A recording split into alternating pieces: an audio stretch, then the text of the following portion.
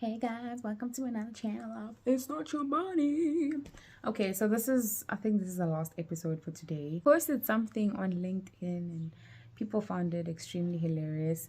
And I just want to explain what I meant there. So, like you guys know, I'm a QS, I'm a candidate QS.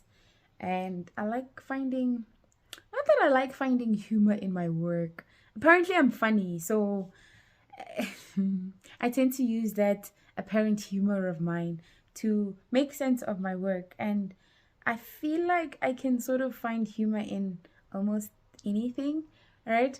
So I posted something, like I said, that was really funny. I think was funny. I posted noodles.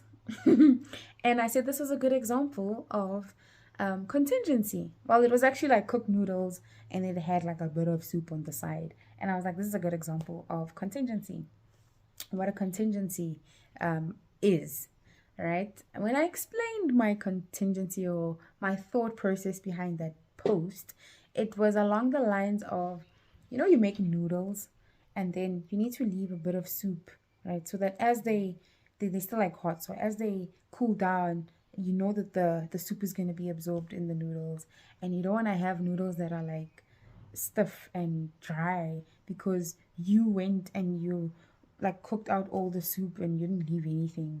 So I was like, that's a good example of contingency. So even on a project, yes, you know your work, you know the extent of work, you know the scope, you've measured that out, you're done, there's almost always an unforeseen circumstance. There's always something that just crawls up and creeps up. There's always, especially with refurbishment work. Well, this can happen with any type of contract, but like a refurbishment work is even worse. Like, yes, you're telling me that I need to take this window out, I need to take this door out and install a new door. Next thing, I take this door out and there is a lintel that's just like sticking out or falling off, or I don't know, something. But there's always something. There's always something. Also remember that at the time of assessment, this is alterations work specifically. At the time of assessment of your work, right? Versus the time that you actually go appoint and hand over the site to the contractor and he starts working, a lot can happen in that space of time. It could be a short space of time, could be a long, usually long, but in that space of time a lot can happen, and the damage to what you would have measured initially could be far greater than what you initially measured.